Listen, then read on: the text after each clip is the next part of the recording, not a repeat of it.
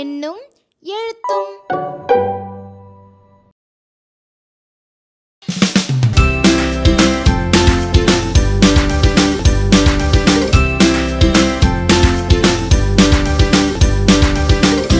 நீங்கெல்லாம் ஒரு சிங்க கதை கேட்டீங்க இல்லையா? ஆமாமா. அந்த சிங்க கதை சொல்லி உங்களுக்கு சில எழுத்துக்கள் அறிமுகம் பண்ணல? ஆமாமா. அது என்ன எழுத்து? அறிமுகப்படுத்தணும் இல்லையா? அந்த எழுத்துக்களை நம்ம மறுபடியும் நல்லா நினைவுல வச்சுக்கிறதுக்காக இப்போ நாம ஒரு விளையாட்டு விளையாட போறோம். விளையாடுறதுக்கு முன்னாடி நம்ம இன்னொன்னு தெரிஞ்சுக்கலாமா? சரிமா. இதுக்கு முன்னாடி இக் இங் இச் படிச்சோமா? ஆமாமா. அந்த இக் இங் இச்சுக்கும் இந்த காங்காச்சாவுக்கும் ஒரு ஒற்றுமை இருக்குல்ல? ஆமாமா.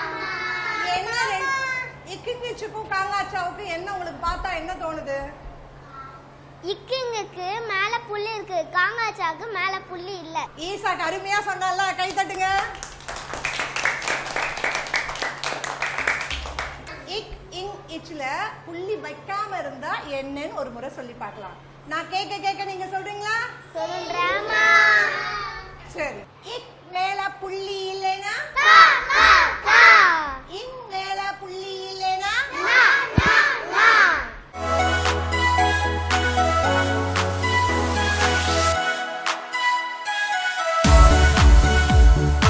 காங்காச்சா ரொம்ப அழகா சொன்னீங்க இல்லையா? இப்ப நாம என்ன பண்ண போறோம்னா, காங்காச்சாவை வரிசையாவும் நமக்கு சொல்ல தெரியணும். வரிசையிலே இல்ல, எங்கேயாவது ஒரு எழுத்து பார்த்தா கூட என்ன தெரியணும் நமக்கு? அந்த எழுத்தை எப்படி சொல்லணும் நமக்கு தெரியணும் இல்லையா? அந்த எழுத்தை அடையாளம் கண்டுபிடிக்க தெரியணும். அதுக்கு நாம இப்போ ஒரு விளையாட்டு விளையாட போறோம். விளையாடலாமா? விளையாடலாமா. இப்ப நாம என்ன விளையாட போறோம் அப்படின்னா, எதுவரை இதுவரை அப்படின்னு ஒரு விளையாட்டு. இப்ப நம்ம என்ன விளையாட போறோம்?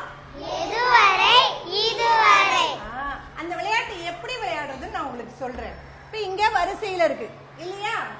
காங்காச்சா வரிசையில இருக்கு. அம்மா என்ன பண்ண போறேன், கரும்பலை முழுக்க வரிசையில இல்லாம அங்கங்க எழுத்துக்களை ஒட்டி வைக்க போறேன். ஒட்டி வைக்க போறேன்னா நீங்க எல்லாரும் என்ன பண்ண போறீங்கன்னா, ஒவ்வொருத்தரா வந்து அந்த எழுத்து மேல பந்து தூக்கி போட போறீங்க. எந்த எழுத்து மேல பந்து விழுதோ அந்த எழுத்து வரைக்கும் நீங்க வரிசையில சொல்லணும். அப்ப எப்படி தெரியுமா செய்யணும்? இப்ப யார் பந்து தூக்கி போடுறீங்களோ அவங்க முதல்ல இங்க வந்துடணும். வந்துட்டு எதுவரை தெரியுமா எதுவரை தெரியுமா அப்படின்னு உங்க நண்பர்களை பார்த்து நீங்க கேட்கணும். அவங்களுக்கு அப்ப தெரியாது இல்லையா? நீங்க பந்து அடிச்சாதானே தெரியும். பந்து அடிக்கிற வரைக்கும் எது வரைக்கும் சொல்லணும்னு தெரியாது இல்லையா?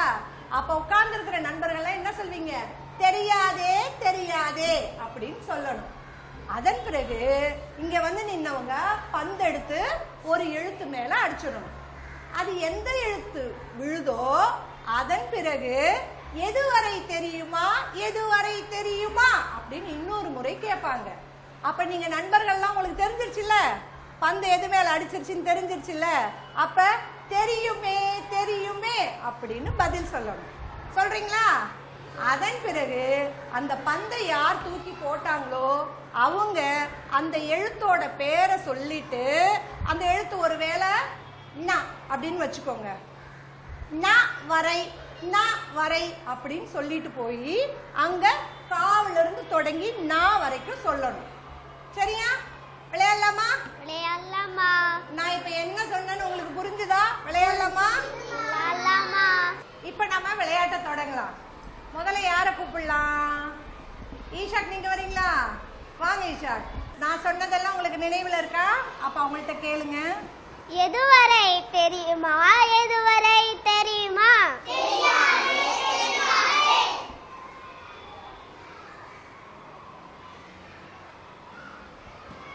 எதுவரை தெரியுமா எதுவரை தெரியுமா?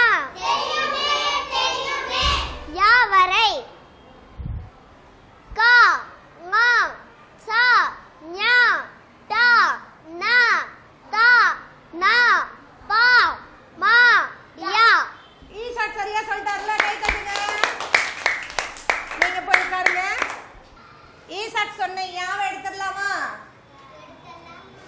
வந்தாச்சு. இப்போ ஜீனேஷ் வர போறார். வாங்க, அவங்கள பார்த்து கேளுங்க. எதுவரையும் தெரியுமா? எதுவரையும் தெரியுமா? தெரியாது தெரியாது. இந்தாங்க. எதுவரையும் தெரியுமா? எதுவரையும் தெரியுமா?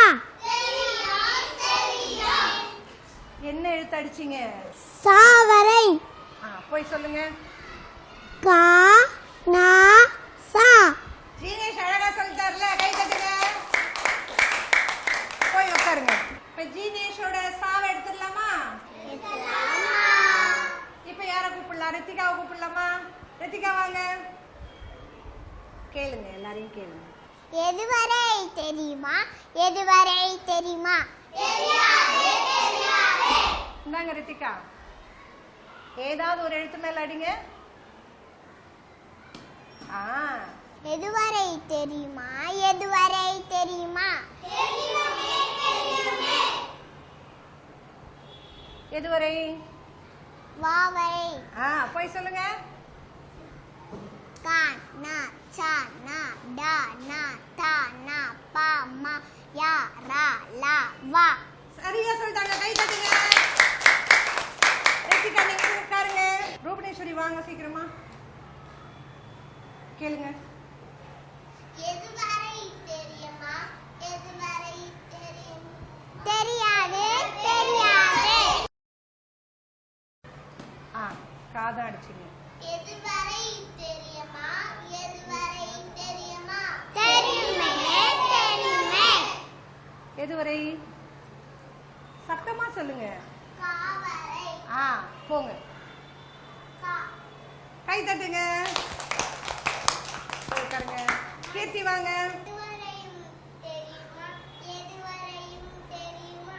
தெரியாது தெரியாது. எதுவரையும் தெரியுமா? தெரியுமே தெரியுமே. போங்க, கடகடன்னு சொல்லுங்க.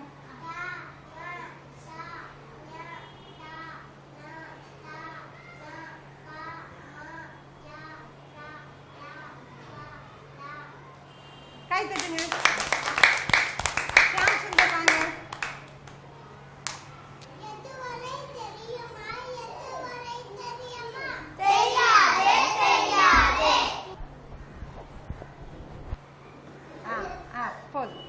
இப்ப கேளு, திருப்பி கேளு. எதுவரை தெரியுமா? எதுவரை தெரியுமா? தெரியுமே தெரியுமே. எதுவரை?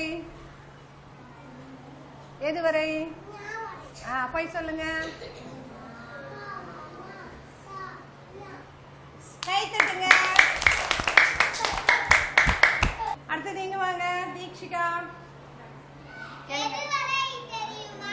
எதுவரை தெரியுமா? தெரியாது தெரியாது.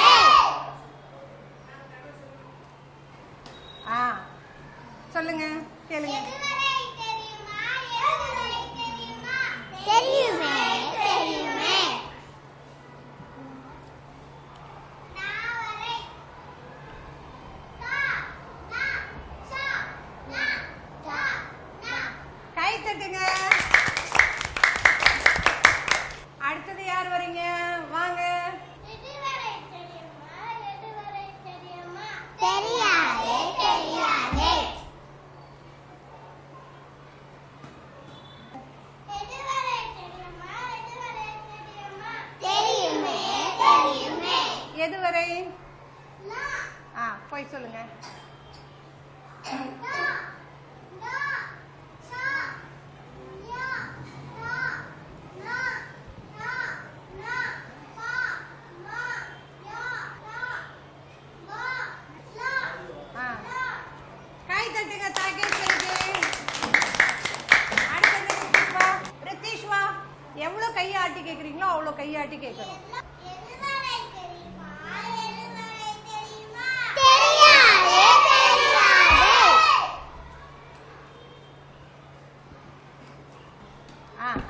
சரியா அடிச்சிட்டீங்க. எதுவரை? மாவரை. போய் சொல்லுங்க.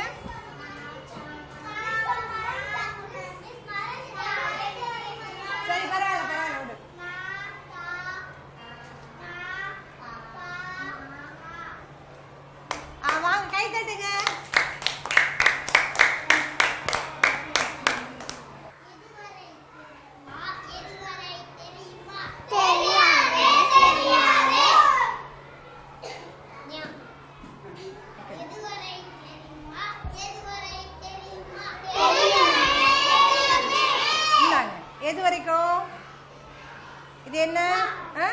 ங. சரி போய் சொல்லுங்க. கை தட்டுங்க. வாங்க மனிஷ்கா.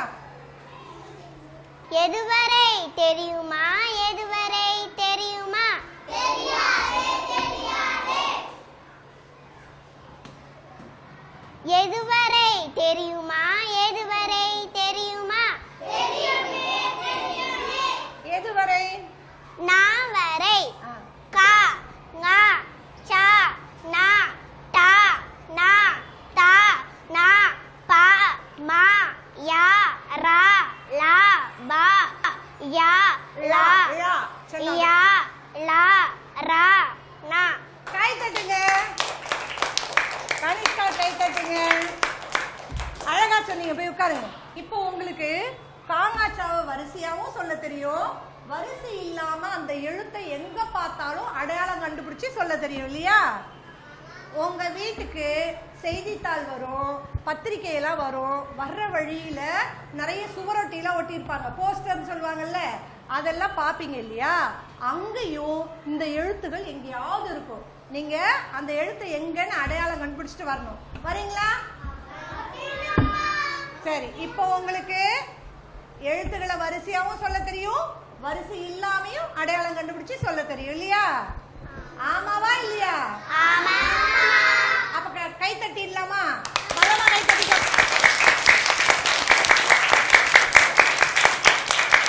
சில குழந்தைகள் எழுத்துக்களை வரிசையா மனப்பாடம் செய்து கூட சொல்லிடுவாங்க.